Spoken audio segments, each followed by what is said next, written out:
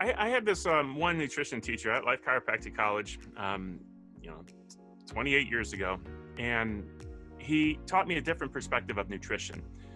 He separated it from diet. He said, "This is what you eat, and that will affect your nutrition. It will affect the chemistry inside your body. It will affect your plasma chemistry, your blood chemistry, but your real nutrition is the blood chemistry. What affects that? Well, let me see. If I exercise, I build up lactic acid. I'm changing my chemistry in my muscles and in my body. If I think good thoughts, certain enzymes and chemical processes happen. And if I think bad thoughts, bad chemical processes happen. When I sleep, the chemistry in my spinal fluid changes. There's so many things that affect our blood chemistry. We can actually improve our nutrition just by thinking good thoughts, or by a healthy walk, or by a good night's sleep. Hi, everyone, and welcome to the Eat Real to Heal show. I am Nicolette and I am your host of this podcast. And on today's show, I am very excited to announce that we have Dr. Mike Haley on the show. And Dr. Haley is a wealth of knowledge in so many different areas. He's a chiropractic doctor, but not only that, he's also a farmer, a producer of one of the best aloe products that you can get on the entire planet. And if you've been listening to our show, you know that I don't often have individuals that are selling a specific product, a commercialized product, because according to our criteria and standards and our principles of health, we need things that are literally grown in the ground in really clean, real soil with minimal processing and packaging. And then that product would then be given to you. But as you know, most products on the planet aren't like that. They're mass produced. They are commodity that have been watered down, treated chemically, have preservatives and pesticides. And so not very many products out on the planet meet our criteria. So therefore, we just don't promote them, except for Dr. Michael Haley's product, his aloe product, because I've been a consumer of aloe for decades. I learned about it from a dear friend who had cancer and was using it as part of his treatment protocol, in addition to doing the Gerson therapy, which is a therapy I teach my clients to use to reverse their chronic degenerative illnesses like diabetes and heart disease and autoimmune disorders and infertility and cancers and more. But it's hard to use additional adjunctive therapies on the Gerson protocol because most other therapies are not based on plant-based whole food requirements that we have. And like I said, they're just not clean and they're not real. And our whole entire podcast is about eating clean, real foods, or taking clean, real products and services that actually get results. And so it's why I'm so excited to welcome Dr. Mike Haley onto the show, because I got to learn so much about aloe, how it's grown, how it's produced, how it's turned into a product that you can take. So you're going to learn all about that on this show. Now, a little bit more about Dr. Haley. His health principles are really, truly based on evidence-based science and also on tradition. We can never factor out the knowledge that is valid knowledge that's also learned through oral history and all the traditions that have been passed down to us. Now, his theories, his philosophies, his knowledge, his science is also based on what you also find dating back thousands of years in the scriptures as well. Not just in Christianity, but in so many religions out there and so many scriptures and cultures and ethnicities. Aloe has really been within the history of humankind dating back hundreds and hundreds and thousands of years. Now, Dr. Haley owns and operates a company called, which is now called Haley Nutrition, but also Stockton Aloe 1. So if you're looking for aloe products out there, that is the company to go to. And they're the makers and distributors of 100% pure raw aloe vera gel, health drinks, and aloe vera personal care products as well. So he also maintains his private practice as an owner and physician at Agape Chiropractic Care in Pompano Beach, Florida. That's where you can find him if you want to go to him for a treatment.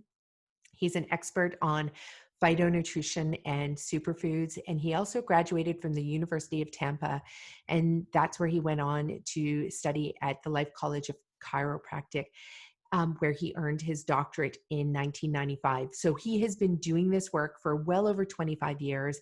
He's definitely known as an expert in his field. But what I love about Dr. Haley is that he's always learning as well. That is what the key to expertise is that you don't just give yourself the stamp of approval as an expert, but it's that you're always evolving and changing and learning in this world of dynamic information that is flowing in and out and through us at all times.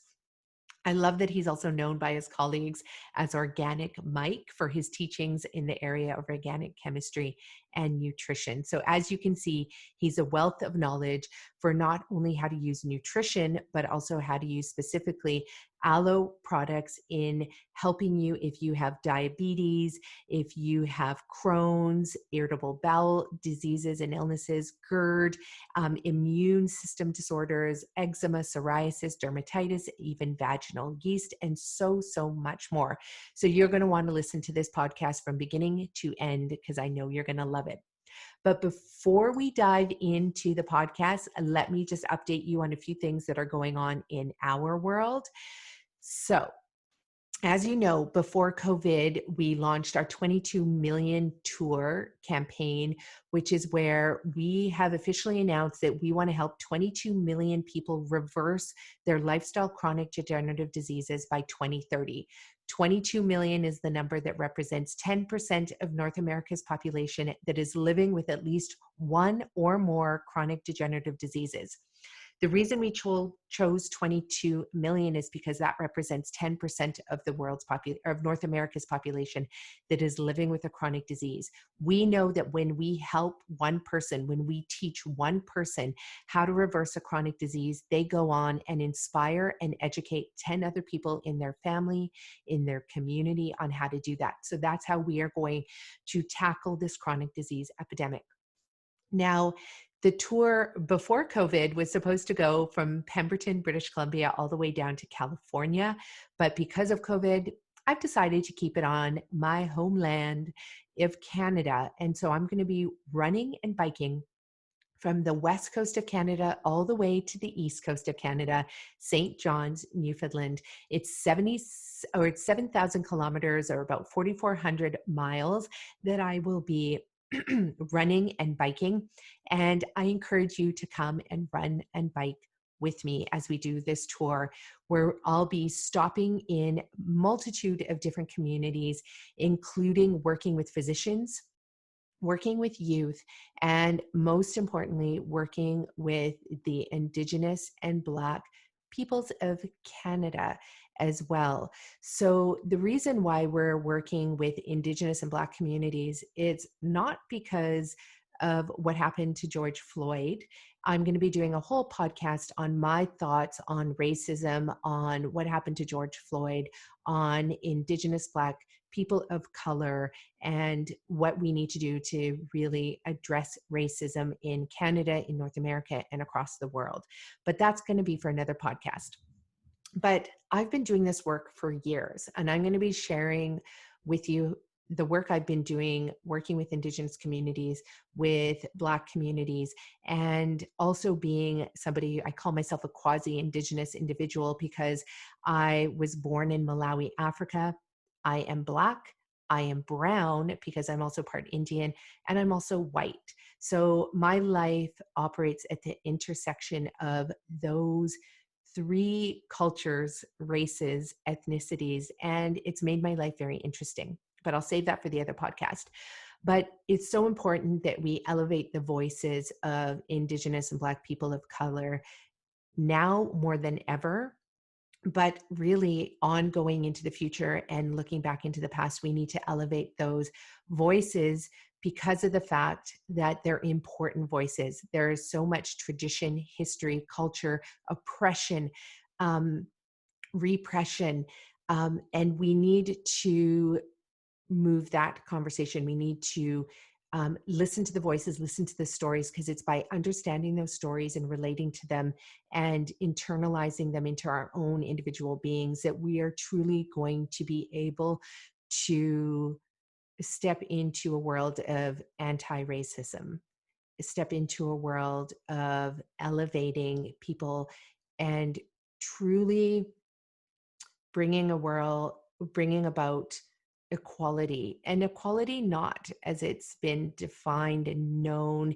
in our current day context, where we're trying to, for example, have women and men earn equal pay for the same job, or having Indigenous Black people of color earn equal pay next to their white male colleagues. It is much, much more than that. And so I'll be discussing that in our next podcast.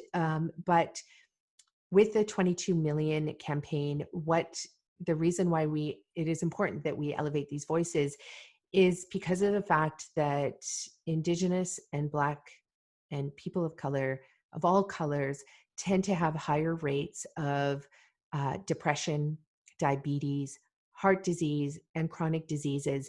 And the World Health Organization has declared that these chronic diseases is a result of the oppression experienced because of colonization. And so I'll be talking more about that as well. This 22 million tour is also it is also part of my doctoral research that I'm doing at Royal Roads University. We're going to be making a documentary of this tour as well, and of the conversations and stories that come out of the wonderful communities that we are going to be working alongside. And so we're going to be doing that as our 22 million.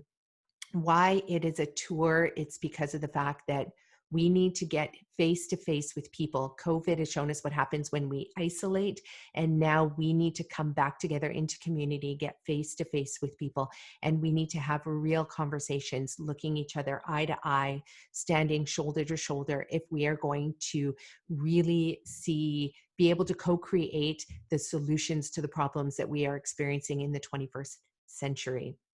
Now, so much more about the 22 million tour will be discussed in another solo podcast that I will be doing to dive deeper into why we have created this tour.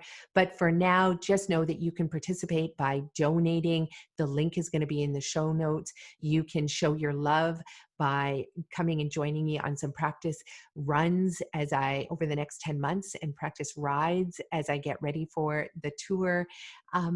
And so much more to discuss there, but definitely check out our website at richerhealth.ca and at nicolettericher.com and at thegreenmustache.com. That's our collection of plant-based whole food restaurants that we have. We currently have 5 locations, and we have 10 more opening up in New York after COVID isolation lifts and the borders reopen, hopefully one day soon. And so now let's jump back into this podcast with Dr. Haley. I am so glad to have him on our show today. Also, thank you to all the listeners that are out there. Thank you for subscribing to our podcast, and also for sharing our show with all of your friends and family that need to hear the messages that we share on this podcast, because it can truly help them turn their life around and heal their bodies of the chronic disease epidemic that is plaguing our society. So thanks for sharing our show with everyone. Bye for now. Hello, everyone, and welcome to the Eat Real to Heal podcast. I am your host, Nicolette Richer, and on today's show, we have Dr. Michael Haley on the show to talk to us about aloe vera, health, wellness, and so much more. So thank you, Dr. Haley, for being on the show. It's a pleasure to have you here. Thank you so much for having me.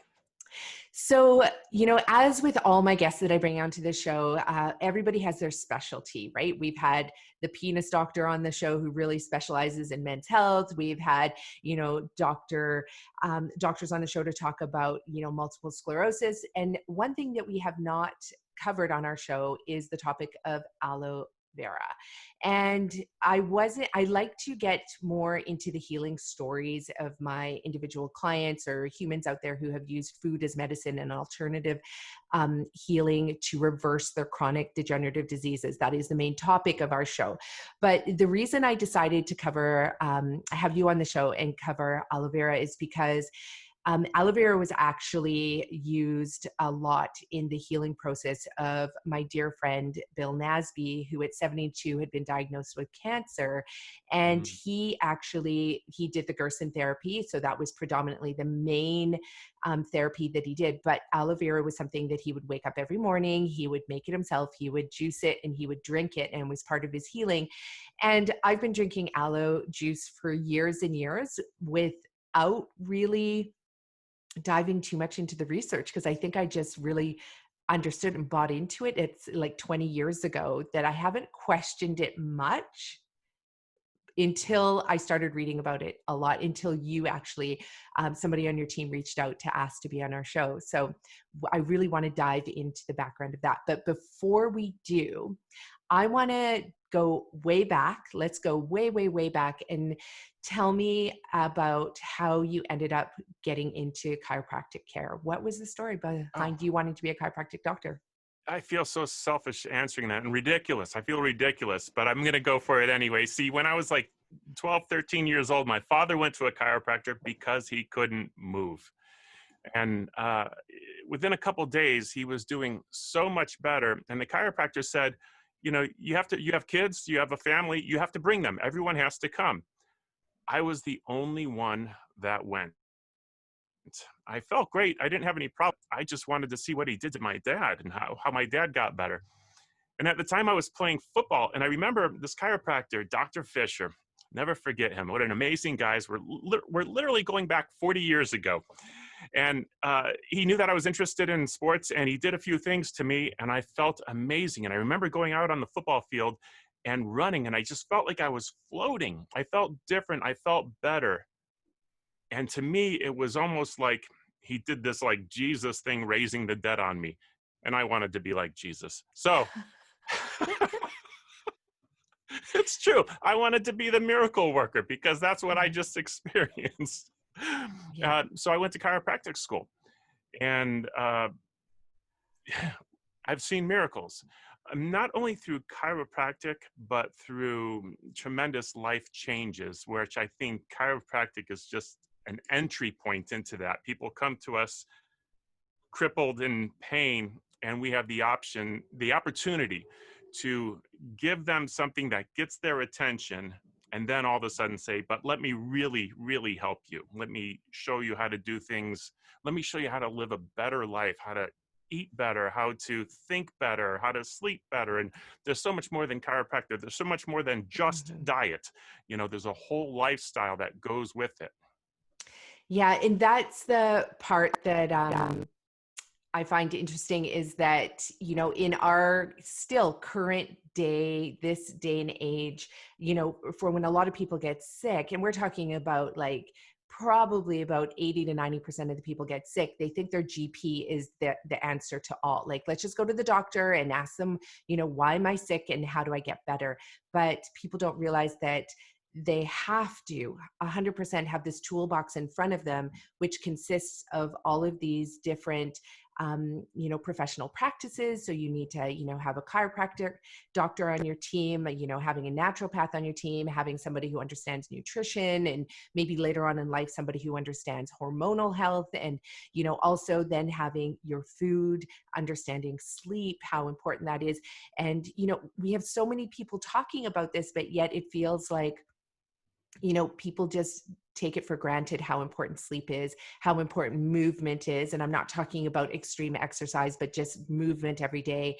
And then additionally, all these other things that you can do looking at the natural plant world as medicine as well. And it's so, so important. But I can relate to your story 100% about that feeling of walking on air and feeling so light after chiropractic treatment. And if it wasn't for my chiropractor, I know I'd still be suffering from, you know, the post-birthing, pelvic shifting ailments that I went through that stopped me. Like I wasn't able to move. I wasn't able to walk after I gave birth to my third child. And it was a chiropractor that fixed me after literally going to see, I don't know, 5 or 6 or 7 other practitioners, like a physio and a different chiropractor who wasn't able to help.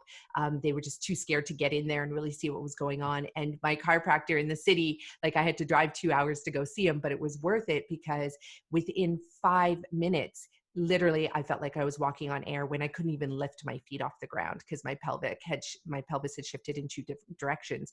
So it's so important for people to understand the benefit that this can bring you. So then, okay, so when you went into chiropractic care, how long ago was that you started studying? Can I back up on something you said that I absolutely love? Yeah. You went to a chiropractor and it didn't quite work, so you found another chiropractor. Yeah. That I think is such a key because, it didn't work, or he hurt me, or, probiotics don't work. I tried probiotics. They don't work. Guess what? There's other probiotics. Totally. There's other chiropractors. There's other kinds of exercise. There's other, so I love the fact that you recognize that and didn't say, oh, this doesn't work, because we all have our special areas within our professions, whether it's, there's different kinds of diets, and my kind of diet might not be right for you. I might not be the right dietitian for you, but there's other dietitians, some that focus on cancer, some that focus on gut health, some that focus on losing weight, maximizing performance. Totally. We all have our little specialties. And I love the fact that you recognize that and said, let me go to another one. Yeah. So. And that's the part about, I used to teach yoga for years as well, in addition to doing my work in government. So it was, on the side of my desk, yoga teacher. And it was one of the things I'd hear from a lot of students as well. They're like, oh, I don't do yoga because I didn't like that one teacher. And I'm like, what? There's like 10,000, if not like 10 million other yoga instructors now. And also there's many different types of yoga, from, karmic yoga. So the active, just volunteering and giving, and being of service to somebody. Or you can be on the mat doing power yoga, flow yoga, vinyasa, yin style. There's so many different types of yoga. But it was amazing. Like I was so shocked by people's mentality when they would say like, oh, I've tried it and I didn't like it. And I was like, but there's a whole world that you're missing, and it's the same for anything in life. Like whether you go to school and you don't like a university, well, there's so many other teachers and professors who can teach that same subject matter in such a different way that's compelling and energizing and makes you want to learn, as opposed to just giving up on it. So listeners, if you have heard yourself ever say that before, that I tried it once and it didn't work, then you need to get back in and try it again, but just try it with somebody else. Yeah. Well said. Yeah, no, it's so important. So when did you go to chiropractic school? Tell me about that. And what was that like at the time? I actually got sidetracked because my counselor in school said that I wasn't smart enough to be a doctor. No. Yeah. But eventually, so after a few years in business, and I did well in business, but I said, no, I really want to do that Jesus thing. So I went to chiropractic school and I graduated in 1995. I've been practicing for about 25 years now. I still practice. My practice is smaller because I'm busy with something else. And, I love the fact that there's a lot of good chiropractors. A lot of people will only come to me, and I take time and I make sure I see them, but I recognize they're going to pass 20, 25 good chiropractors on their way to me. Yeah. There's a lot of good chiropractors out there. I'm the only guy doing what I'm doing in my nutrition company, and it's a definite need, so I focus on that. I still see patients. I love chiropractic, but 25 years ago, I graduated Life Chiropractic College, and our mentor over there was Dr. Sid Williams, which was he was an interesting character, and he taught us a lot of brilliant things, not only chiropractic principles of how the body works, above, down, inside out, and the flow of the nervous system. Something that has to come up today. I love the fact that, he wrote a pamphlet about 40 years ago. I think it was called, When is a Potato a Pill? And we have to think about these things because, you have this issue. pain, take a magnesium bath. That's your answer. Hmm. No, that's something that might benefit you, but I just played medical doctor, looking at one symptom and giving you something to combat that one symptom instead of giving you a lifestyle change. What's causing the pain? What are you doing to yourself that's, you know, getting you in this situation to begin with? Why is your body so inflamed? What's your diet like? What's your exercise like? What's your sleep pattern like? What's going on up here in your brain? What's affecting your body chemistry, making it so swollen? Yeah. So I Life Chiropractic College, love Dr. Sid Williams, and we learned so much from him. He passed, I don't know, probably a decade ago now, but his content lives on forever. So I love the name of that pamphlet too. So when is a potato a pill? And it's funny that you mentioned that particular pamphlet because of the fact that, I teach the Gerson protocol to my clients, and potato is a fundamental ingredient in a lot of the recipes because of the fact that it is also such a perfect food in so many ways, and it's been given such a bad rap due to really poor science and nutritionists only looking at one tiny aspect of how the potato works in a body, and often a disease body. So for sure, if you are diabetic and you eat a potato, yes, it could be considered high on the glycemic index, but not when your endothelial cells are clean and well, and you can actually cross insulin across the cell walls and across the vascular walls. So then it's like an example of how one little tiny aspect is totally blown out of proportion, or when one little tiny thing is considered the end all be all solution. So I love that you have that mentality because of the fact that we're about to dive into the topic of aloe vera as well, and the work that you do with your nutrition company. And I don't want people to also think that, aloe vera is the end all be all, but we also want to discover how aloe vera is actually also something that does heal the body in so many different ways. It's not just one pathway that it takes to do that. So, okay. So then as you started transitioning, less into doing chiropractic care and more into a nutrition company, let's talk about that. Like, what was the impetus for you, studying nutrition and diving more into that? Because not all chiropractors out there, and just like not all physios or not all medical doctors understand nutrition. They're like, Right. let's leave that to nutritionists. I specialize in this one little tiny section of the body, which is actually what this one wrist doctor, an orthopedic surgeon, said to me. He's like, I know nothing about how the liver works because I only study these, 10 bones in the wrist. And I was like, oh, that's so sad. So let's talk about how you dove into the world of nutrition. I had this one nutrition teacher at Life Chiropractic College, 28 years ago, and he taught me a different perspective of nutrition. He separated it from diet. He said, this is what you eat, and that will affect your nutrition. It will affect the chemistry inside your body. It will affect your plasma chemistry, your blood chemistry, but your real nutrition is the blood chemistry. What affects that? Well, let me see. If I exercise, I build up lactic acid. I'm changing my chemistry in my muscles and in my body. If I think good thoughts, certain enzymes and chemical processes happen. And if I think bad thoughts, bad chemical processes happen. When I sleep, the chemistry in my spinal fluid changes. There's so many things that affect our blood chemistry. We can actually improve our nutrition just by thinking good thoughts, or by a healthy walk, or by a good night's sleep. Okay, so I have to stop you there because I need you to explain that more to our listeners. And the part that I find really fascinating about what you said is that you led with this 25 years ago, you were learning this. And what makes me so sad is that 25 years has passed and this is still not mainstream common knowledge, despite the neuroscience, evidence-based medicine that is out there that is actually proving this. So can you explain that to our listeners? Because I know that they're like, what are you talking about right now? So explain how that works, that our brain and our thoughts affect our body chemistry. Yeah, and these thoughts are nothing new. Written probably 4,000 or 5,000 years ago, there was something written that said something like, a joyful heart is good medicine, healing to the bones. And it makes sense. You've heard that laughing is good medicine.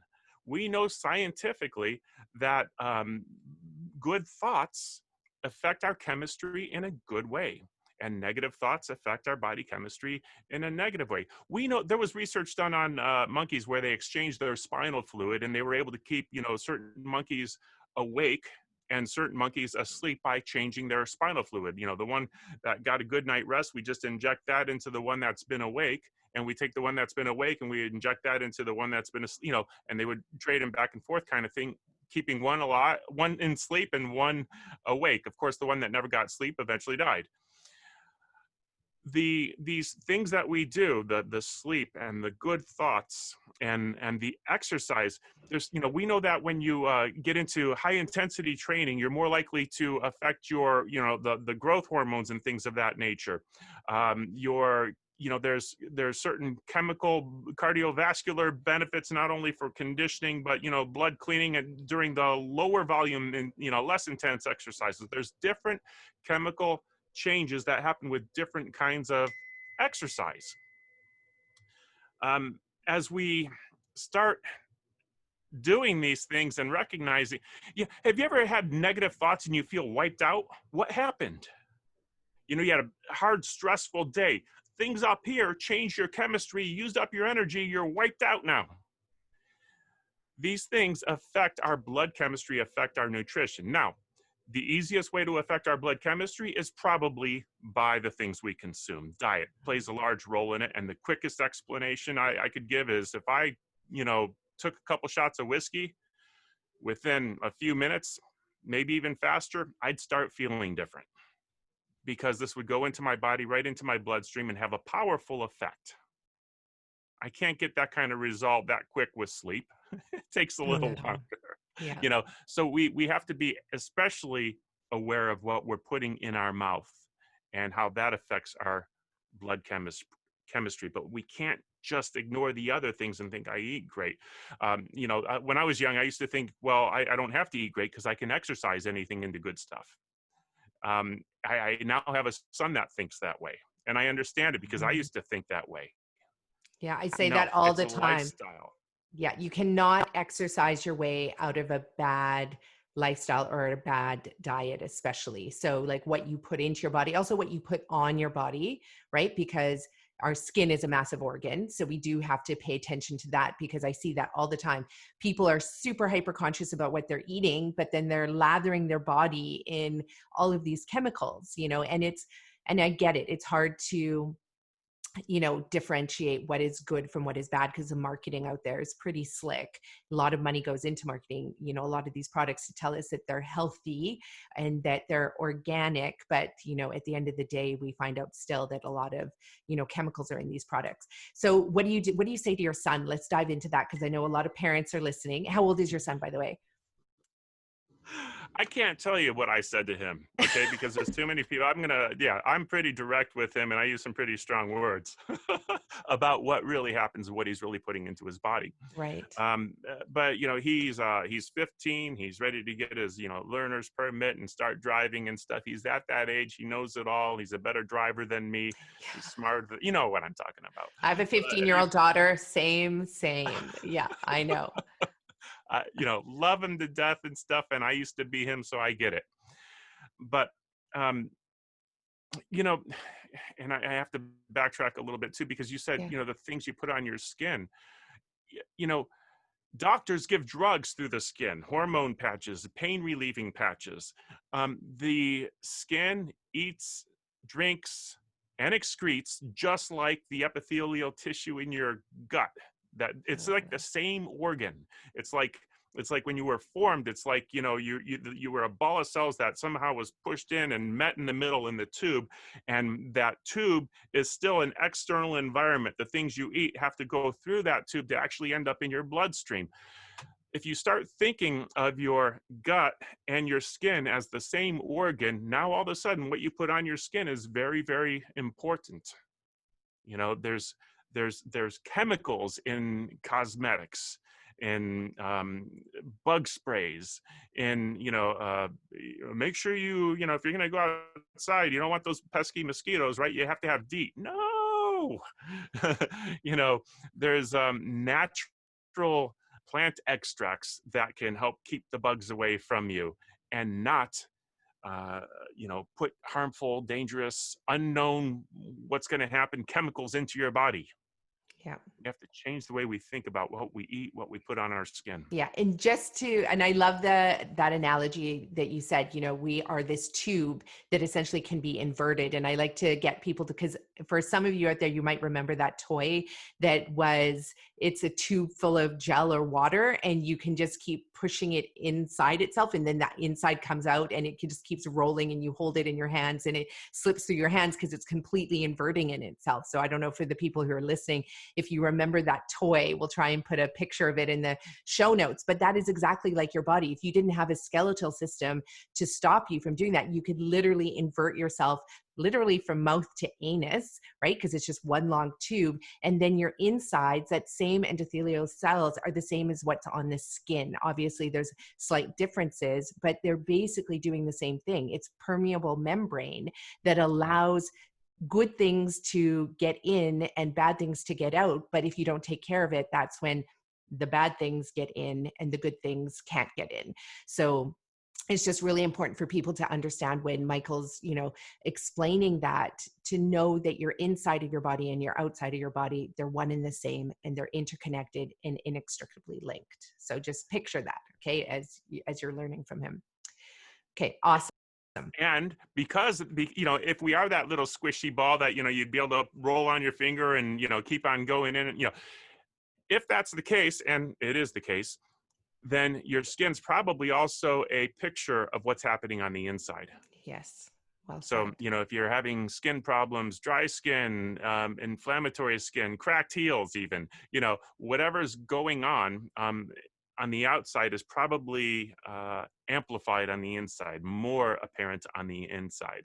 Yeah, I just had a client recently, and she has systemic yeast, candida overgrowth, which a lot of my clients will have that because they have all these other chronic diseases. And we never get in there and just treat the candida like through, a candida cleanse or sugar cleanse, because we found that never helps. But what we do is we treat the entire body through nutrients, sleep, and other lifestyle factors. And then what we see is that they heal. But what's amazing is that you see the yeast come out in their feet, like when you said about cracked heels. And, in this one client, like her feet were just covered in yeast on the outside, but so was her tongue. And so if if we could put that camera inside of her, if it wasn't so invasive, we would also see that the internal, membrane structure would also be coated in this excessive yeast overgrowth as well. So what happens on the outside is happening on the inside and vice versa. So yeah, I love that you brought that up. Great. Yeah. It's a way we have to start thinking about the things we put in us. And if that's the case, what's inside us and on our skin, there's a microbiome that we have to protect. And as we're putting these, chemicals, people think, well, what's killing us? Antibiotics. It must be antibiotics. I don't take antibiotics. Okay. Are you eating conventional foods? Do you eat animal foods? Guess what? They're probably fed antibiotics. It's probably part of their diet. Jordan Rubin put it this way. He said, people think they treat the animals with antibiotics. He said, that's not what it is. They give the animals antibiotics so that they can mistreat them. It's in the food. Yeah. And as you've heard it well said that you are what you eat. Well, if that's true, and you're eating animal foods, if they are what they ate, then, and you're eating them, then you are what they ate. This stuff gets passed on down to us. The chemicals in the food, the genetically modified organisms. A lot of people don't realize that genetically modified organisms, what is it? Well, flagship corn, Roundup Ready. It means that it can now handle being sprayed by, these herbicides to kill all the weeds. So, well, what is that? What's an herbicide? It's something that's designed to kill. When you eat things that are designed to kill, does it know to stop killing all of a sudden? And what about bugs? A lot of people don't realize that when it comes to the genetic modifications is the sharp protein. And the sharp protein is essentially in every single cell of the corn plant. When insects eat this, it essentially explodes their guts. When we eat this, does it know to stop jabbing guts? We have these thicker intestines, and maybe it's not going to explode us, but could it just be possibly irritating our intestines, inflaming us? That's genetic modification for the most part. It's not growing bigger, better crops. It's resistant to pesticides. It's resistant to herbicides, making its own pesticides. That's the kind of modifications that are put into the food. And when we eat these things that are designed to kill, herbicides and pesticides, do they know to stop killing? I love to ask people this question, and I always get the same answer 100% of the time. Eventually, I'm going to start hearing people that have heard me ask this question before, but I like to ask people, what is the purpose of a preservative? Most people will answer that and they say, well, it's to make the food last longer. That's the side effect. The purpose is to kill. It's to kill mold, yeast, fungus, and bacteria. As a food scientist, if we have a particular food item or a cosmetic, we're going to manufacture this and then put it through some microbiology testing and see what happens. Things are growing in it. We need a better preservative system. What's growing in it? Fungus. Oh, we need something that's stronger against fungus. Well, we also have this bacteria. Let's add a preservative that's strong against that. And as scientists, we figure out the balance of chemicals that we need to kill mold, yeast, fungus, and bacteria. And that's our preservative system. We'll even expose it to bacteria. We'll infect it with a certain bacteria to make sure there's a certain logarithmic reduction of that bacteria to make sure that, it has some kind of shelf life, and then we'll put it through some shelf life testing. The purpose of preservatives is to kill. When you eat food with preservatives in it, or when you put cosmetics with preservatives on your skin, do they know to stop killing all of a sudden? No. This is, your show is called Eat Real to Heal. Eat Real to Heal. What's the real? The real is that, the food, it comes from the earth, and then there's minimal processing. So if anything, you're going to wash it, then you're going to chop it. You might eat it raw. You're going to cook it. You might bake it. You might blend it. You might, manipulate it in those ways with your kitchen equipment, and then you just consume it. So it's real whole food that is not manipulated, processed, preserved, manufactured in any way. And it's consumed within probably less than 5 days. One of the things we have, a chain of plant-based, whole food, 100% organic restaurants, and our food has to get tested all the time, just like any restaurant does. But it's funny because every time our food gets tested, the health inspectors are always like, well, how come there's not very much bacteria, like unhealthy bacteria in it? And I said, well, it's because we make it fresh every day and it's consumed fresh every day. And then we repeat the process the next day. If anything, our food is maybe 2 days in our cafe after we've cooked it and processed it. I have my fingers saying processed Right. because it's very much not meaning the same thing as when you have food that's made in a factory. Our food is made in a farm and then cooked in our kitchen and then served to our customers. So that's what real means to us. That's what it means to me too. The other day I was at the grocery store, and there was a rather large family, and not in number, but there was a few of them, and they were all larger than normal, and in their car. And this isn't the case for everybody. Some people have hormonal challenges and stuff, but I'm confident that this was their food choices. And they had a cart full of sodas. They had they had cleaned out the aisle, it looked like, of those those orange crackers with like the peanut butter stuff in it that has a shelf life of like 2 years. I don't know what the shelf life is on it, probably 20.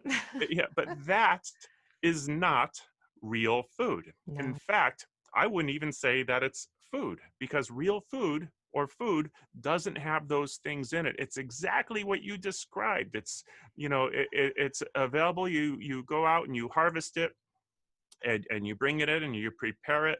And, the only reason it has a shelf life of, so many days is because we have refrigeration and things like that can slow down the decomposition of it.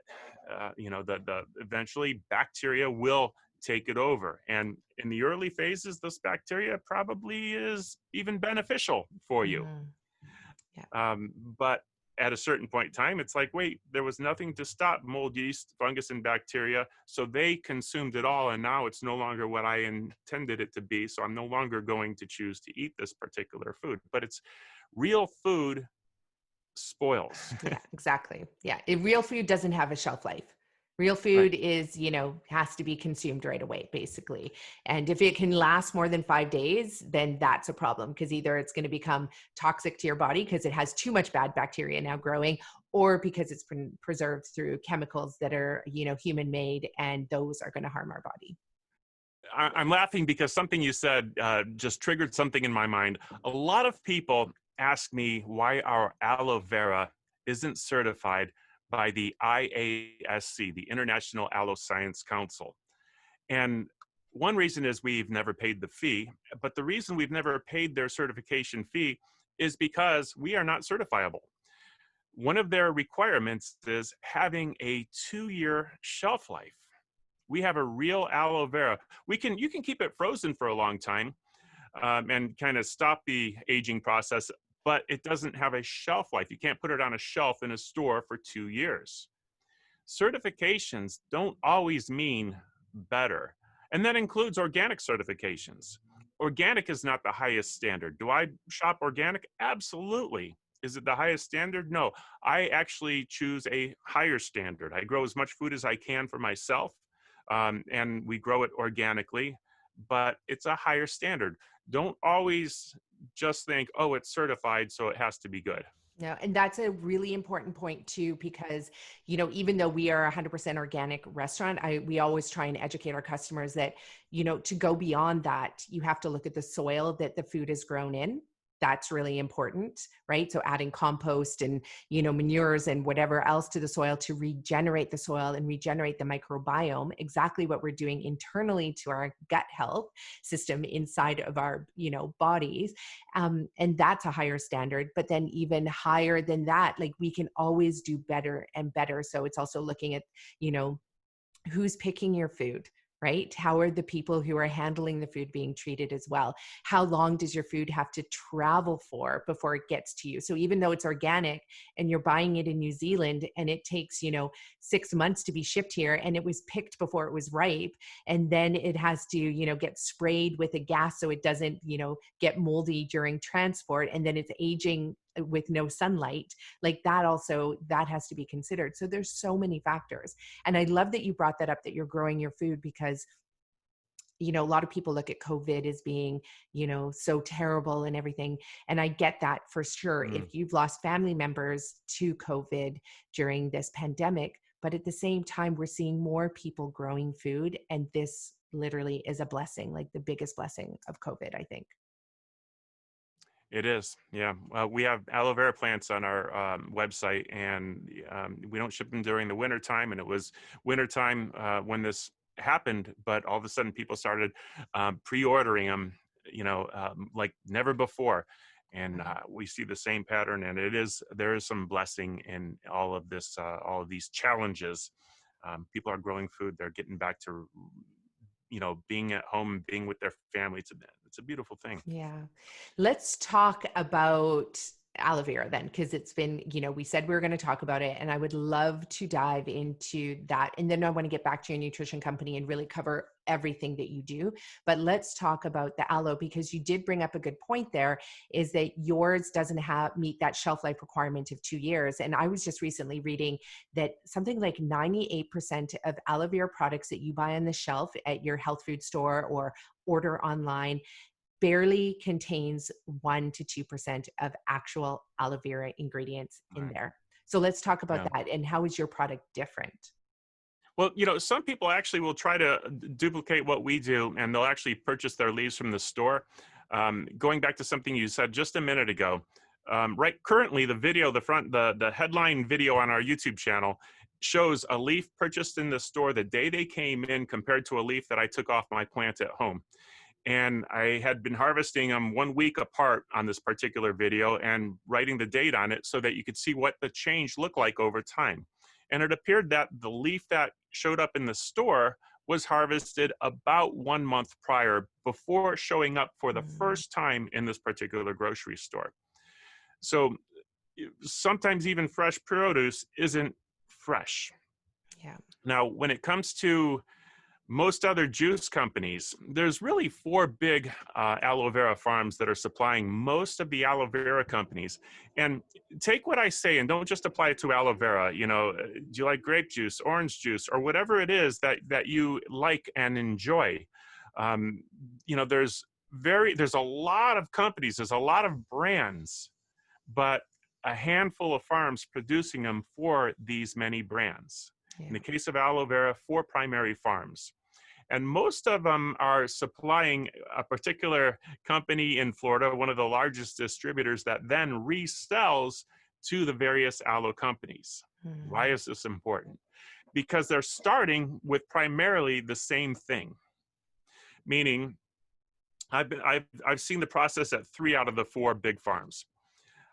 They primarily, either hand fillet the aloe leaves or they run them through a machine that will grind them and fillet them and turn this into a mush, something that's drinkable. Some of them use a pretty clean process with the hand fillet where they'll get a lot of the outer leaf content out. Others kind of just mush it all together and then filter it out. But they pretty much all go through the same process of, we're going to call it decolorization and de-aromization. In fact, there's a video on the International Aloe Science Council website that shows these same processes. So they go through a process that takes out the color and takes out the aroma. And why are they doing that? Why are they doing that? To standardize it, to standardize the product. And the way they do this, imagine a big mixing tank. There's a big paddle in it, a homogenizing paddle, and they dump big bags of diatomaceous earth and activated carbon in it, stir it into this big carbon-like slurry, and then they put it through a pressure filter, and what comes out is this clear liquid. It's thinner, and it's clear, it has less taste and less aroma. Now, in food, what is color, taste, and aroma? Yeah, the nutrients, the phytochemicals, all the minerals and enzymes and everything that you need to be like, it's the health, right? Yeah, one of the reasons we like organic food is because it has more nutrition. And, sometimes, if we take an organic beet, it might be smaller, but it's going to be darker and just, explode with flavor and taste compared to one that's big and giant, probably not quite that same amount of flavor because there's less nutrients in it. So they're essentially taking these things out to standardize it. Now, as they filter it, pasteurize it, and add preservatives to it, if we were to test that, remember, filtering is taking out nutrients. So of course, it's going to have less of the biochemical markers that show aloe vera, that this is actually aloe vera, because we filtered it. Yeah. What we do, I got to take it a step further, because remember, all these juice companies are doing the same thing. I was shocked to find out this. When they pasteurize it at 170 degrees, they have these big 55-gallon drums, because that's what's convenient to ship back to the United States, because most of these things come from other countries.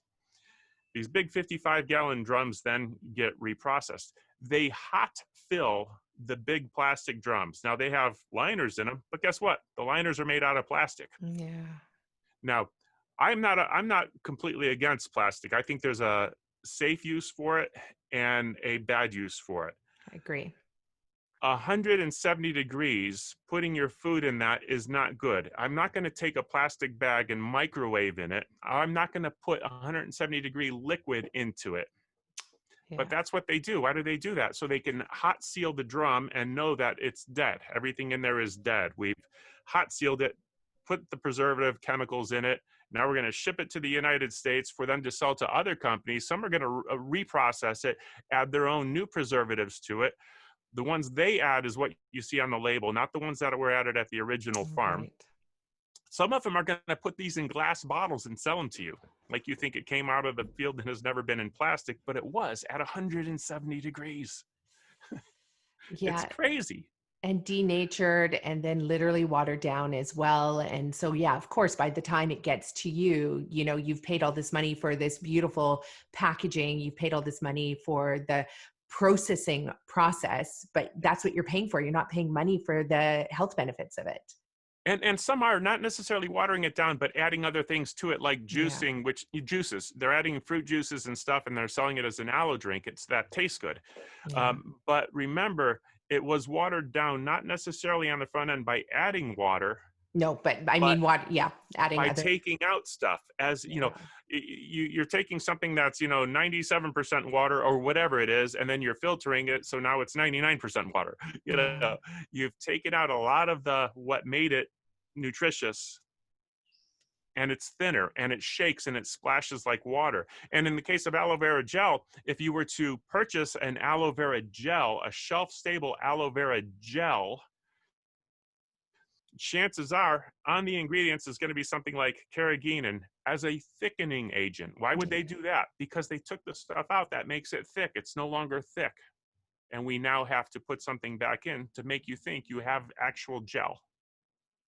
It's not gel. So, one thing that you're bringing up with all of this, this part of the conversation is the fact that this is also happening to our olive oil. This is happening to our honeys. This is happening to pretty much, anything you buy on a shelf in a grocery store. That's what's happened to it. You think that you're getting 100% organic virgin olive oil, but you're getting oil that's been through like intense manufacturing, heated, preserved, packaged, mixed with other things, then sent. And then exactly like you said, we know this from, there's an amazing documentary for, any of the honey eaters out there that, the honey, like it's a commodity and it literally is so watered down. And it's, at the end of the day, you're not even getting honey. You're getting, a mix of corn syrup, chemicals, preservatives, and then the flavoring of honey. It's not even honey. And then, like you said, all these fillers to make it thicker and everything like that too. Like it's absolutely insane. So what is the average consumer supposed to do then? And how is your product different? Well, the average consumer does have to make a decision because it is, there is a financial decision involved, and things that are better for you tend to be more expensive because they're more expensive for us to manufacture, more expensive for us to store. In the case of aloe vera, I like to be a little humorous about it. And, if we're talking about the other brands, aloe vera is a amazing, amazing food. And I like to say it's kind of like intimacy, that even when it's bad, it's still pretty good. Yeah. But it's not the same.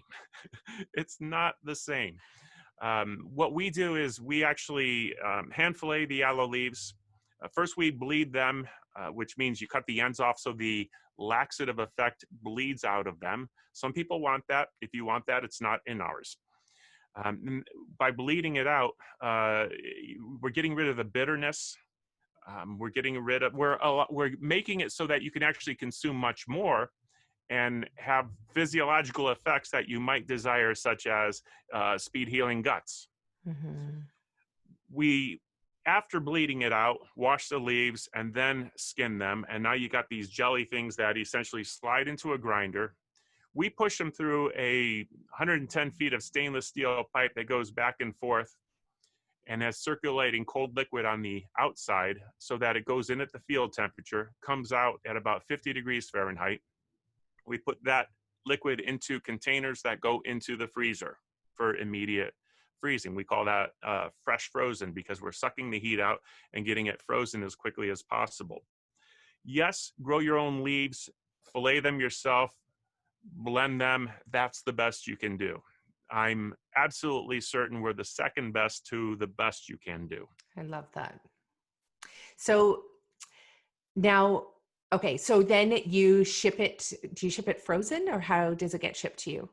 Well, it leaves here frozen. We do our best with that. In controlling costs, we don't add dry ice to it or anything like that. And we have minimum orders of 2 half-gallon bottles, because if we do less than that, it just melts too fast. Right. But we put it, and we have to use styrofoam for now. We like to think green, so we're hoping that people that purchase the bottles, the 2 bottles in styrofoam, will, if it's something that they want to continue to use, we hope that they'll order it by the bucket instead, because we don't have to put that in styrofoam. Right. It's 4 gallons frozen in one of those 5-gallon buckets. Why 4 gallons? Because it gets bigger when you freeze it.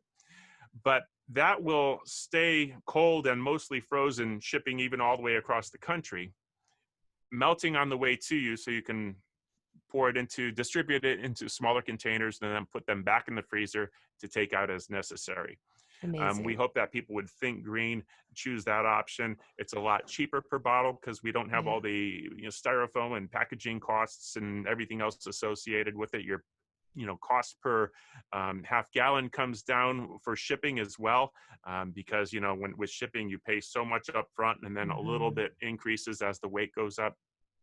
So definitely the better, greener way to go, more cost efficient, and we hope that people will upgrade to the buckets for the future. Awesome. And from the way, and I watched the video of how you process your aloe as well. I think it's and everybody should watch it because is a beautiful process when you see the aloe plant being cut, and then when you see the bleeding of that laxative, chemicals, that comes out of the ends, and then how you fillet it. And then it's this beautiful, brilliantly slimy, translucent, organism that's still, a lot of life in there. And then, to see how, and I love how you just like, if you were obviously growing your own aloe, you would do this, but then just blend it in your Vitamix, right? And then drink it and, in a Yeah, I'll, smoothie or I'll put whatever. it in last. Like I won't blend it with the Vitamix, but if I was, making a juice smoothie or making putting in frozen berries or whatever the case, and I would get all of that done, and then I'd pour my aloe in and maybe flash mix it in at the end because the aloe will foam up just a bit. Right. Okay. So good. That's a good note. And so it's an incredible process to see, but to know that your product is coming to you, almost in a very similar fashion. I mean, compared to what you described from a lot of the other manufacturers that are mass producing the aloe to ship to somebody else to use it. And then you get it in that bottle.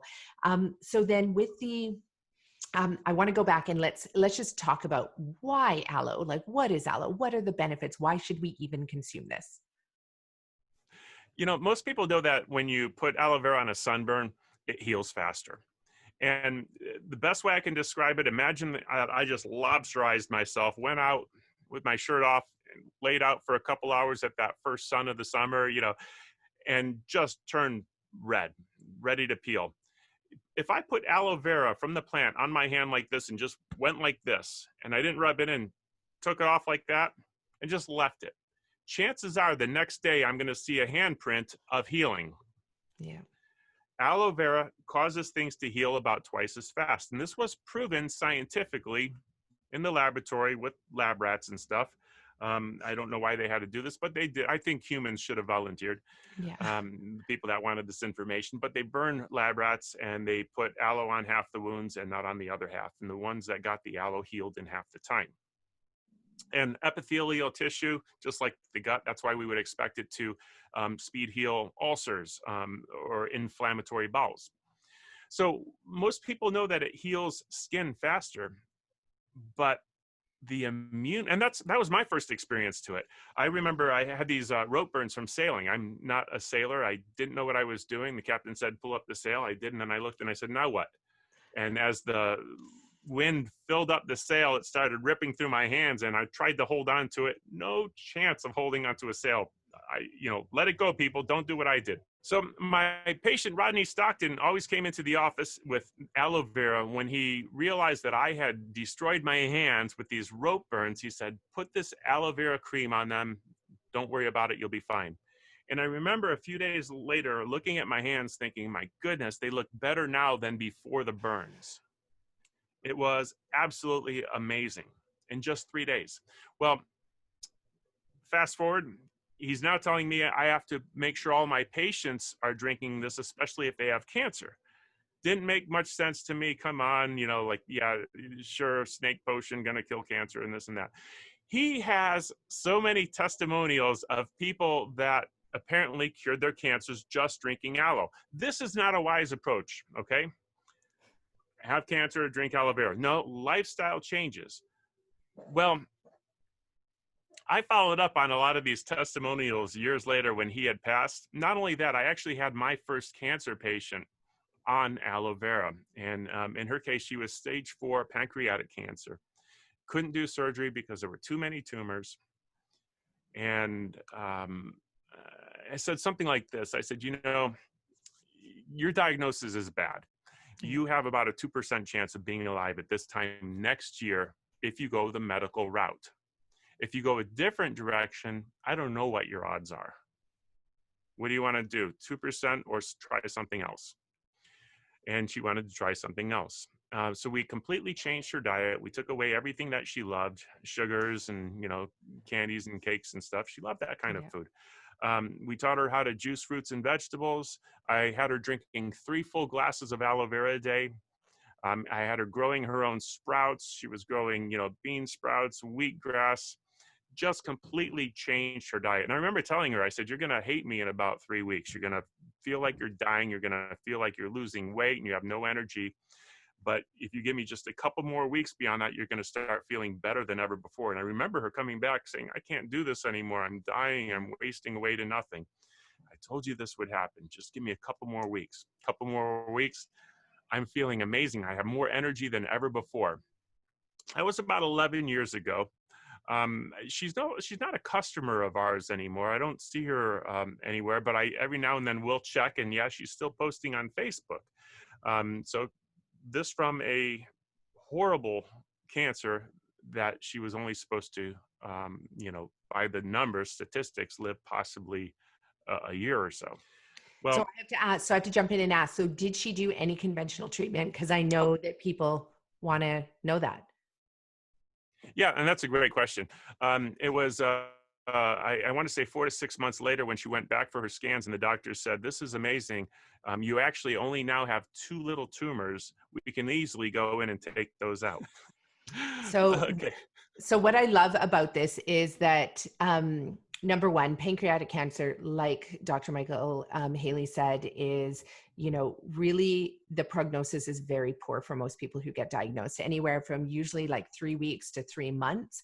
And, only 2% will often see their 1-year anniversary after diagnosis when they have pancreatic cancer. So this is, if you had said, skin cancer, breast cancer, prostate cancer, I'd be like, okay, those ones, much better prognosis, depending on what type, what stage, obviously what age and everything. But pancreatic cancer, it's the one that when you get that diagnosis, that is when you need to literally, you start praying, you start changing your lifestyle drastically, you ditch your friends who are no longer serving you, and you only have people who literally are going to fill you up with light and love. Like, this is where you pull out all the stops.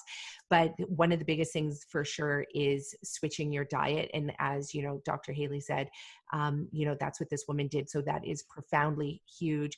And then also for sure, I've read the amazing literature on aloe vera and understand how that can also play a part as well for healing. But the fact, and also I love how the order of that story went, is that she made the lifestyle changes first, which is what a lot of my clients will do. Then they'll go back to their doctors. And sometimes, yes, having a surgery to remove a tumor so it's just not there anymore might be the right thing to do. Like, I know, and I imagine for yourself, but for ourselves and our company and our team, we're not opposed to conventional medicine if it's going to buy you more time, but we are opposed to it when it's actually going to shorten your time. Okay. And if you're not going to make the lifestyle changes, then for sure you have to go the conventional route, right? But if you're willing to do the lifestyle changes, if you give yourself that time, and it's not going to be an overnight fix, like you said, for this, like, I love what you said, give me longer than 3 weeks. Like, if you just give me a couple more weeks, and you are going to feel crappy when you engage in these other, lifestyle enhancing protocols. It's not just going to be a quick fix from day one, like pop the Tylenol, the headache goes away. It doesn't work like that. Your body is going to be literally transformed, and that transformation is going to be uncomfortable. It's not going to be pretty. Change is hard. But if you can stick with it, then that's when you can see incredible benefits. And that's why our program, at a minimum, 5 weeks, when you just want to learn about using real food as medicine to reverse chronic disease. But then you have to stay with it for at least 9 months to 18 months to literally, and not because you'll have the, symptoms of the disease anymore, but it's because we need to rebuild your body entirely. And we need to make sure every one of those cells in your body in 1.5 years from now does not have any of the genetic mutations that you started off with when you were first diagnosed with your disease. So you hit on, like, just that woman's story, you've hit on so many important points that, for everyone who's listening, understand that it is a journey and a process. Okay. Yeah. That is so important. For me, it was like, head in hand moment, like, why, well, you're doing so well. Why would you want to interfere with that? But I also realized that, my role is to also support the people in their decisions Yeah. and not create a fear, well, if you don't do it my way, no. Okay, if you feel you're supposed to do this, then you're supposed to do this. But don't even think about changing the things that got you to this point. Yeah. The doctors themselves said, wow, what's going on? You're doing amazing. Don't change. Okay. Yeah. If you're going to do those things and add their treatments onto it, don't change the things that got you so well already.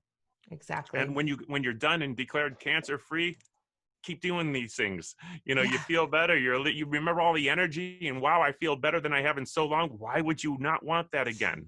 So I know. keep it up. It's a lifestyle change. And a lot of times when you change these things for the better, a lot of times you don't feel them because we kind of do focus on the negativity as people. We feel I'm drained. I don't have energy. We're not so sensitive to the fact, wow, I'm thinking clearly. I feel great. And then you start putting these bad things back in you and then you feel it. And then you're more aware of it. So when you make good change, sometimes you don't really realize how you're doing better until you go back to the old. Oh, yeah. This is where I say people keep data on yourself and write down all of the symptoms that you have currently before you start these, drinking the aloe juice, switching the diet, getting better sleep, because you will forget in 3 weeks, in a month from now, you'll be, and this happened to my mom, like when she finally decided to implement the stuff that I was teaching, like she used to wake up 5 times a night to go pee. She went through so many studies to figure out like why her bladder, wasn't supporting her. And they came up with all these theories and they were ridiculous. And then at the end, when she just made these nutritional lifestyle changes, she wasn't getting up 5 times a night. And sleep is so important. You don't want to be woken up 5 times a night to go pee. And then within 3 days, she was sleeping through the night. But on the 4th day, I remember saying to my mom, like, how are you doing? And she's like, oh, I don't know. And so I had to ask her, did you wake up last night to go pee? Oh, come to think of it, I didn't. But I'm like 20 years of waking up 5 times a night, and she had completely forgotten on the 4th day already. And that's how fast our bodies forget, the symptoms that we have. And then of course you can start focusing on new things like, well, I'm not as energetic as I want to be. No, of course not. It's only been day 4, but let's get you to 5 weeks, 6 weeks, 3 months, and then let's see how you feel. So that's so important. Yeah, everything that you just said. So with the aloe, can you explain more about the properties of aloe so people understand? And this is where I just want to preface this with, sometimes I can't stand when people say, tell me why carrots are good for me. And what nutrients are in there. Well, carrots have all the nutrients in there. So do tomatoes, so do corn, so do aloe. But let's also dive into the specifics. Yeah, Biochemistry. and just like we can't completely understand a carrot, we can't completely understand aloe because the phytonutrients, there's too many of them to study. But we're going to focus on these on this nutrient ace-mannan and even more importantly, a particular sugar molecule, a component of that. Aloe vera, those mucilaginous polysaccharides. What's a polysaccharide? It's a very super complex carbohydrate. What's a complex carbohydrate? It's like carbohydrates, only bigger ones. Well, what's a carbohydrate? It's sugar molecules joined together. Wait a second, isn't sugar bad? Yeah. Some is, but some aren't. And there's different carbohydrates that don't have that, sugar spike in your blood. And there's actually some sugar that isn't even recognized as sugar. In fact, mannose is the one sugar molecule that's known to be, in a sense, toxic to cancer cells. And the best way I can describe it, and I think this is how it may have had a benefit for my pancreatic cancer patient years ago too. Because when we think about the pancreas, we think about sugar, and sometimes cancers are actually an adaptive response. Something grows to make more of something for a particular reason. People use aloe vera to lower and stabilize blood sugar levels when they have diabetes. I still don't completely understand this, but mannose, this sugar molecule, When cancer cells try to eat it, they'll bind to it, but they can't actually consume it. They can't release it, and they can't, because they're bound to it, now they can't consume glucose. So they essentially starve. That they had a great chemotherapy as long as you were using aloe vera when you took the chemotherapy. Was it the chemotherapy or the aloe vera? There was another research that was shown to, and this one really amazed me. They gave, there was 240 people in this particular study, and it was 119 in one group and 121 in the other, and I forget which group had what. But both groups got chemotherapy. One of the groups had 1 ounce of aloe vera a day, a tablespoon in the morning, tablespoon at night. The results and what they considered a complete result, the group that got the aloe vera with their chemotherapy had more than 3 times the complete result. Wow. Now, with only 1 ounce a day, I'm thinking 1 ounce a day, I gave my my first cancer patient 24 ounces a day of the real thing, you know, right. The undiluted, the unfiltered. What were they giving only 1 ounce of, and what kind of results would they have if they had more than that? There's other research shown that ace-mannan, this particular molecule in aloe vera, causes your macrophages to secrete more tumor necrosis factor, interferon, interleukin. What's tumor necrosis factor? The name tumor, cancer, necrosis, death too. It's the factor that causes death to cancer. Well, how does it work? It essentially causes the immune system to be able to recognize cancer cells, because one of the problems we suspect is people that have cancers and viruses, their immune system sees them as self and leaves them alone. But as we wake them up with these factors, all of a sudden the immune system says, no, that's not me. That's actually a bad cell. I have to get rid of that. And the immune system starts working. So there's all kinds of scientific reasons why it would be beneficial for someone that has cancer. Hippocrates Health Institute did a study years ago, and I remember talking with Brian Clement about this and how excited he was when he said, you know, we gave one of the groups aloe vera with their supplements, and the other group we didn't. We just gave them their supplements. The group that got the aloe vera, he said, their blood tested higher for every nutrient tested, every single one of them. Okay, they were giving like a tablespoon of aloe vera with the supplements, very small amount, and somehow it caused the gut to absorb nutrients from it better. I think that's why Gerson treatments are actually putting a small amount of aloe vera in the juice smoothies, probably because you're doing this expensive juicing. Let's absorb the nutrition from it. And aloe vera helps. I think it has additional benefits as well, so I'd probably put more aloe in there for that reason. But lots of science behind how it would help people with immune problems, cancers and viruses do better. So can you drink too much aloe? Can you consume too much? I tried. It's actually a dangerous question. You know, in that video that you saw where I teach how to fillet aloe vera, one of my favorite things to do is tell people, now touch the yellow stuff with your finger and just that little itty bitty dab. Now put that on your tongue. You know, have you ever seen a baby bite into a lemon for the first time? Yeah.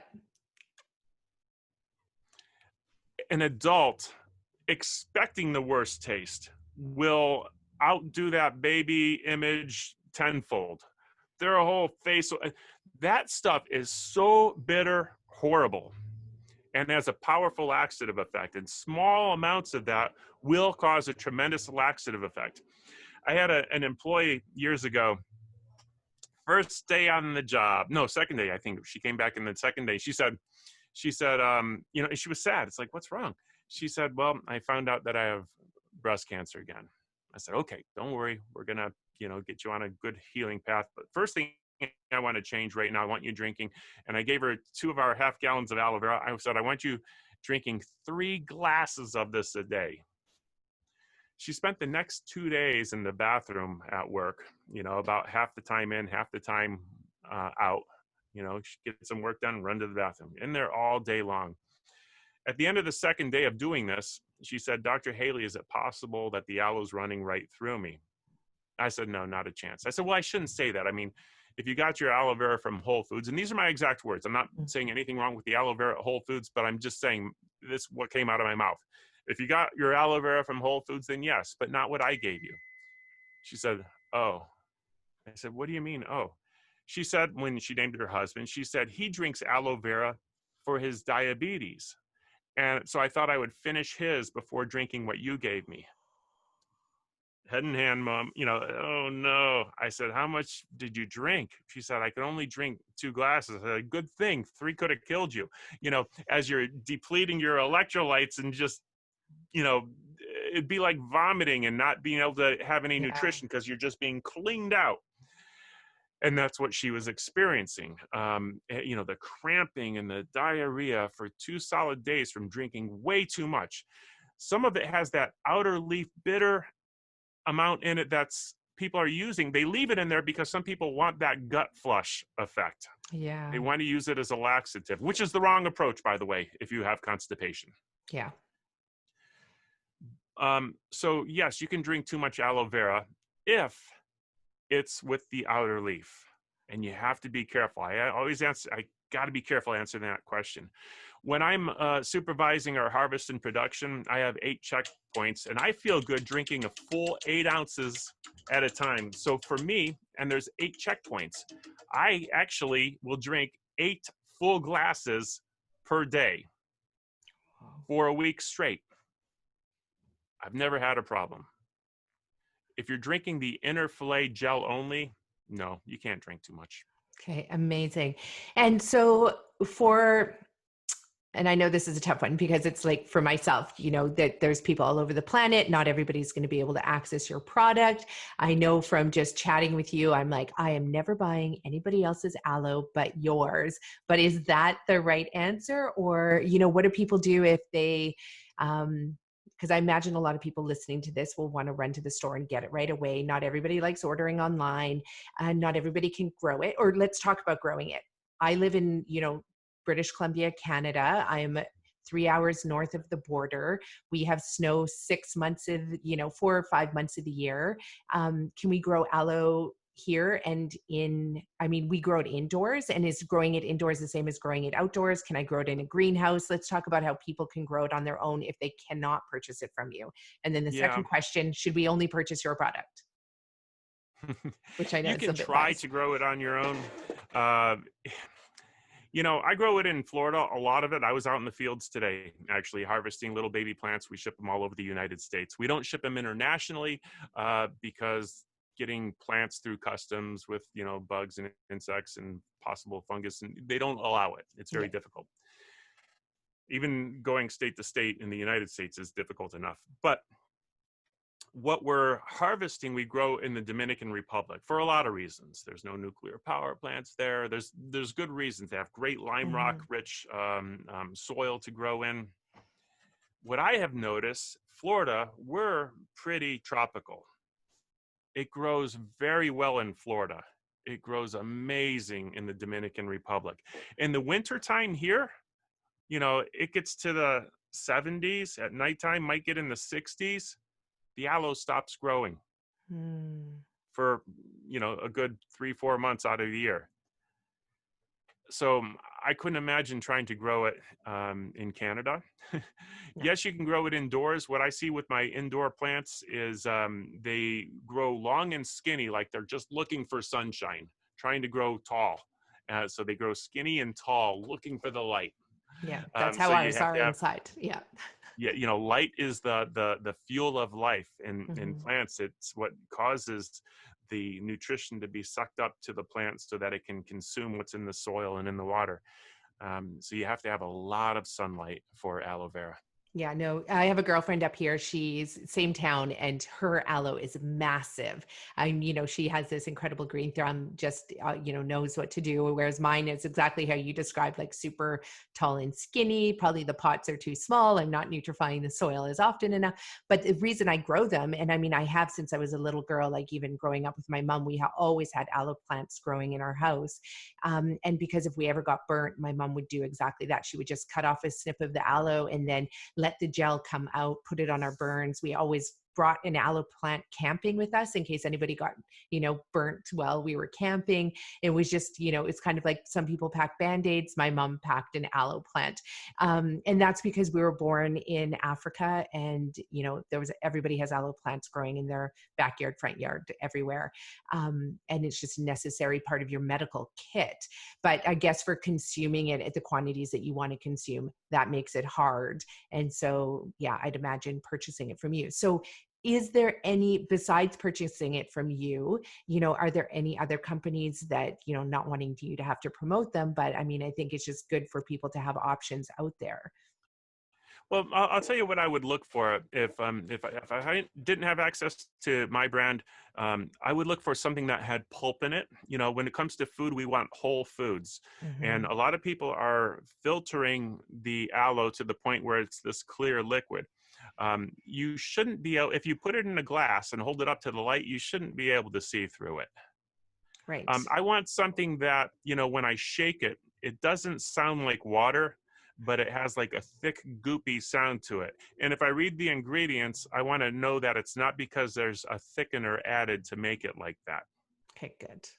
When Yeah, I good look at the criteria. the, the preservatives, I'm going to be careful on what I might allow for, a preservating system. I'd probably, I'm not a fan of citric acid, but I'd probably lean towards that over some of the other things that are in there. Being cautious, knowing that the preservatives that are on the label are only the ones that were put in by the manufacturer, not by the original farmer. So Right. those are the things I'd be thinking about. And if I could find it at a farmer's market, where there's a guy in Tampa. I love his YouTube videos. He's this aloe guru in Tampa, and no matter what's wrong, you just have to drink some aloe vera. And he's at his farmer's market, and he makes aloe vera for everybody. If you can find something like that, mm, you know. Amazing. Amazing.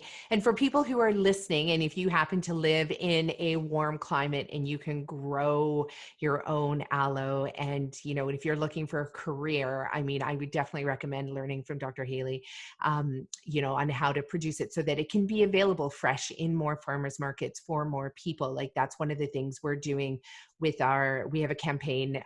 It's called the 22 Million Strong Tour, where we're going to teach and help 22 million people by 2030 reverse their chronic degenerative diseases, their lifestyle chronic degenerative diseases like Mm. diabetes and autoimmune disorders. And we've already helped thousands and thousands, but we've decided to scale it up. So I'll be running across Canada, which is it's about a 4,400 mile tour for those of you who are, on a different metric system, or a 7,000 kilometer tour. So I'll be riding and running across Canada. And, as a result of this podcast, now I'm like, okay, I know what else I need to have in my food kit, which is going to be aloe as I am transporting myself manually across the country. But one of the things we're doing with our 22 million campaign is also, for any entrepreneurs out there or wannabe entrepreneurs, and you want to start a business, choose one that is around helping people get healthy and reverse chronic disease. And, so maybe you don't want to open up a cafe or a restaurant like ours or a food truck, or, you don't want to become a farmer and grow food for people, but you could really grow aloe and make fresh aloe and sell it in farmers markets, and educate people and make people more aware of it. And definitely by learning from Dr. Haley is the way to go. I'm all about helping people start businesses because of the fact that we need more small business owners out there. It's what makes the world go round, the economy go round. But we need entrepreneurs that are socially minded, environmentally conscious, and that are really focused on health, because right now chronic diseases are an epidemic right? We just went through corona. That's a pandemic, right? Short-lived, probably, but an epidemic is of epic proportions. And when it comes to chronic diseases like heart disease and diabetes, that's what we're faced with. So, so now you make me want to move to the Dominican Republic because now I want to be close to aloe vera growing all around me. It's like you described in Africa. There's, an aloe plant in front of every home. It's amazing. So one question I do have around when you're growing your own and you go to use it for cuts and burns, do you also have to cut it and then let that the yellow gel liquid sort of come off first, or can you just use it directly with that laxative gel? No, you're going to want to get rid of it primarily because it smells like armpits. It does, Uh, yeah. yeah. Whereas, when you take the gel itself, you can do so much with it. Not only take it like a bar of soap and just put it on the wounds for helping things heal faster. Ladies, try it for fun. Just take it and just go right like this and then let it dry and watch what happens to your face. It's gonna, it's great for the short term, the night out. You want a facelift effect. Well, you're actually doing something that's anti-aging and going to give you that facelift effect. It will tighten things up for the time, and it's anti-age. It's only good for you. No chemicals in it. There are so many uses for the aloe vera plant. So many reasons to have one in your house. People are using it to help heal their gums. If you're going to drink it and you have gum problems, swish before you swallow. People are using it, for their scalp. Again, you can take it just like a bar of soap and massage it into your hair for healthy hair and scalp. There's so many uses for aloe vera. It's probably the original plant medicine food, written on the tombs in Egypt. And there's so much history of aloe vera. It is probably used for more ailments than anything before. I'm going to go back to, when is the potato a pill? Is it a cure-all? No such thing. Don't just do one thing. If you have a condition, what's causing it? What else am I doing wrong? What do I need to change in my life? Not just aloe vera, but that happens to be one of those superfood things that you want to have around all the time. I like Yeah, things like, I keep silver in my home. exactly. I keep aloe vera in my home. There's certain things that are good for so many things. Aloe vera is one of those. Yeah. And I like that you mentioned that as well, because when you look at your medicine cabinet, are you looking at a bunch of prescription pills or over the counter pills, or are you looking at a plant that's growing in the sunlight on your kitchen window or your living room window? Do you have a bottle of silver, that's there? And, and when we talk about silver, like go back to the podcast we did with Dr. Pedersen, because, he talks about silver and how, it's being used now as a malaria treatment in Africa. And, it's incredible what Dr. Pedersen has been doing with getting the knowledge of colloidal silver out there, but also explaining, just like Dr. Haley did, the difference between mass-produced, commodified, colloidal silver and what he's making as well. So you need to know the difference in the manufacturing process and make sure that anytime you source any kind of product, whether it's a banana, a couch, a car, aloe vera, you want it to be produced in the best, most wholesome way possible. So, people, you need to do your research. You can't be lazy and just think like the next bit of marketing that comes your way is the end all be all. But when you look at your medicine cabinet, especially, you shouldn't have to have a ton of prescription pills. Like, I talk about this all the time that, we've raised our kids, like my daughter's 15, my other daughter's 13, and my youngest is 9. And they don't take medications. They've never had to take Tylenol. They've never had to take, any of these things, unless it was an acute condition. And that's when medicine was vitally important. But outside of that, not for chronic, like you shouldn't have chronic stuff going on if you have a medicine cabinet that is truly one that is healing you and beneficial to you. So, just look at your medicine cabinet and think about switching that over. So important. One question that I have about aloe, is there any, can you take it every day, or is it kind of like taking mushroom products where you should have some days off and some days on? How does that work with taking aloe? I personally have never seen anyone have problems from using it every day. I've never seen anyone grow resistant to it. For me, I've been using it pretty much every day for, good, at least 10 years. And then the 10 years prior to that, more intermittently. But last 10 years, I've had a rather unlimited supply. I use it every day. I use it a couple times a day. Why not? Yeah. It's there. Yesterday I had 2 or 3 glasses of it. I don't see a problem with it. Now, is there a point of diminishing returns? Sure. There's at one point, it might just be providing me with an excellent source of hydration because I've already used all the nutrients. Yeah, I'm already, something that happens. There was a company that used to test and I think they still do, they would test your carotenoids in your skin. You can only saturate so much, and then putting in more, really, you're saturated. You can only absorb so much. So there's probably a point of diminishing returns, but I've never drank too much. Yeah. And you are an anomaly because of the fact that you are one of the probably like 1%, maybe, or 2% of North America's population that are probably saturated.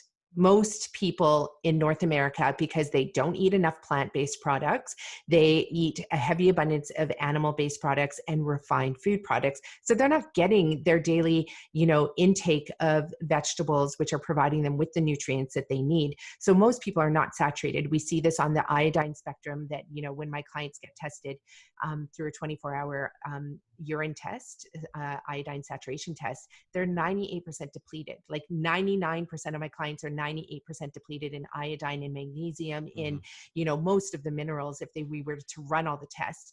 But the thing that we know is that once they start putting food back into their body in the form of plant-based whole foods, then all of a sudden their saturation levels go up, and that's when we see their bodies move into a regeneration process as opposed to just a basic like survival. Like most people are just barely surviving at all because they don't have enough nutrients. So I think you're the anomaly there where, the law of diminishing returns may or may not apply to you.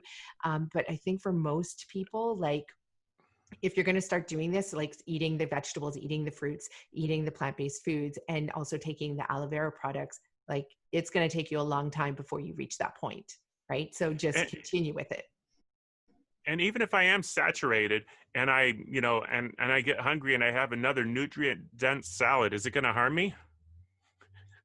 No, because you need it. It's not like you can reach a threshold and then be done with it, because their body's always needing the nutrients.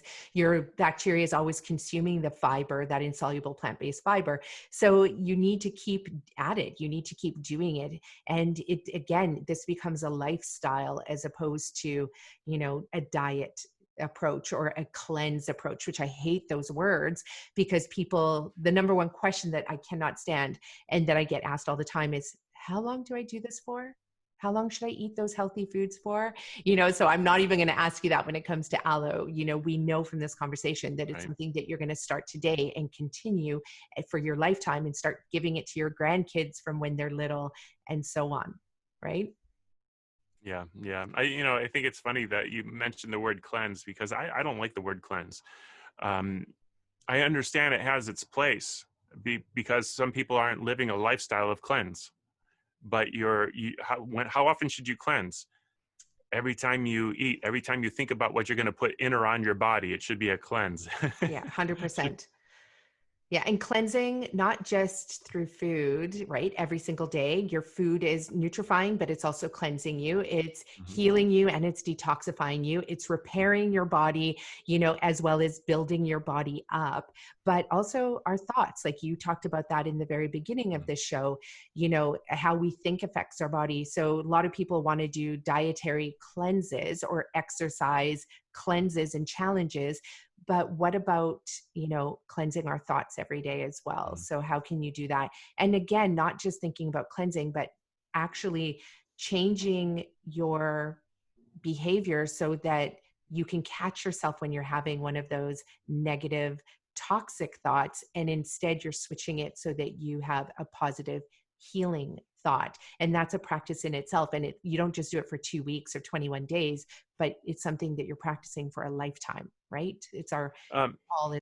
Yeah. And that, by the way, is not only is that its own podcast, but that's a series of podcasts there.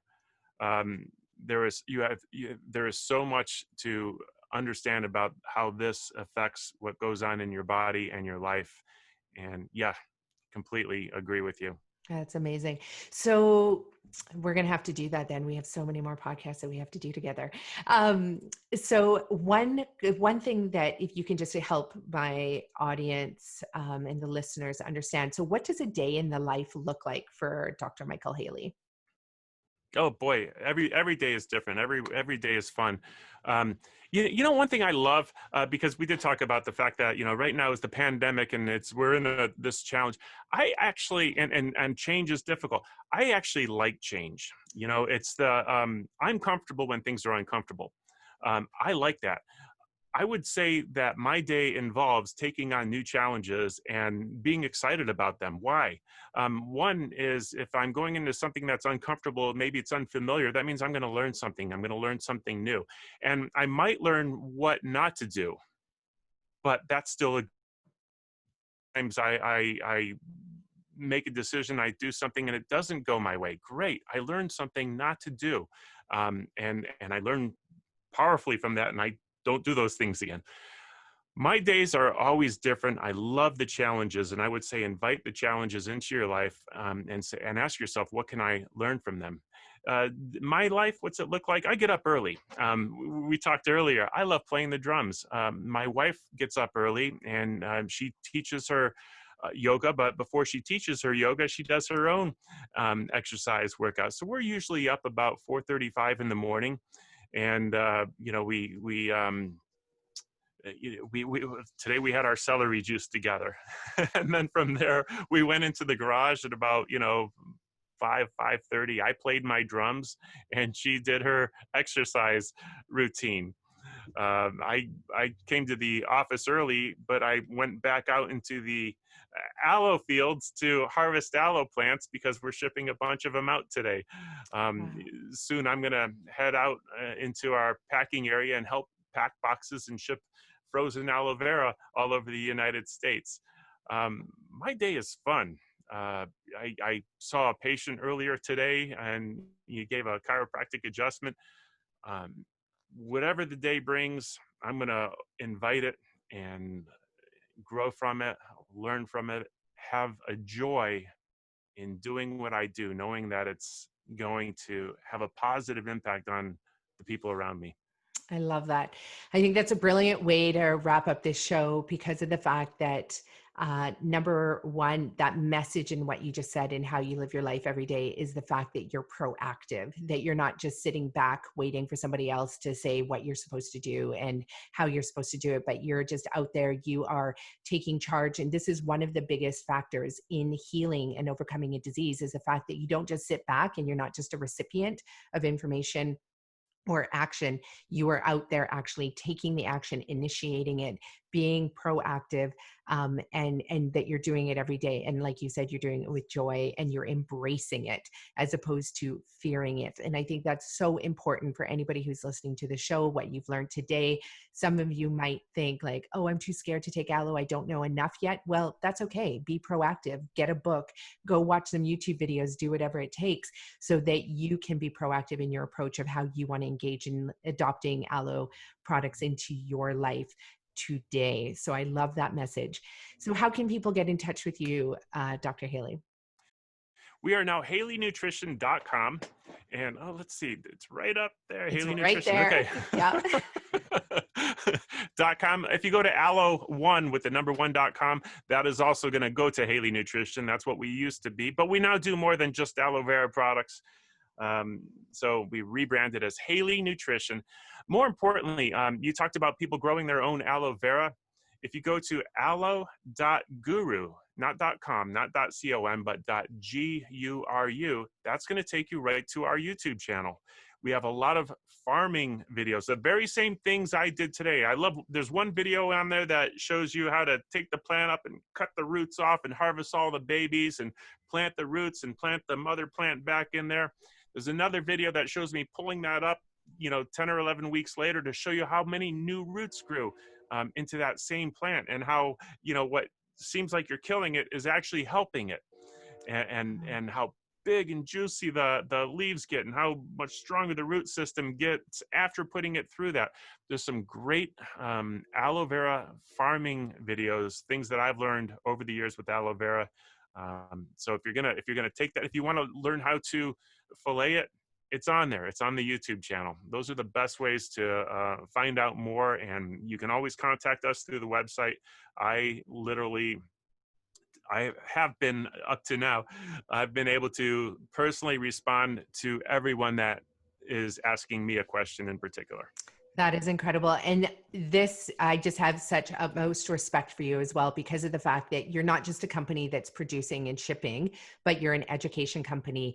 And going beyond that, you are empowering people to be able to grow their own aloe, and you're teaching them how to do that. And anytime I see people who are not afraid of the competition, you know, it really just shows that you really are out there to make the world a better place, you know, not just through your product, but through empowering people to be able to take responsibility in their life and to be able to create their own lifestyle around this, whether they're going to be a farmer and producer as well. So that just, you know, I think just, I have so much respect for what you do. And I'm so glad that I had you on the show.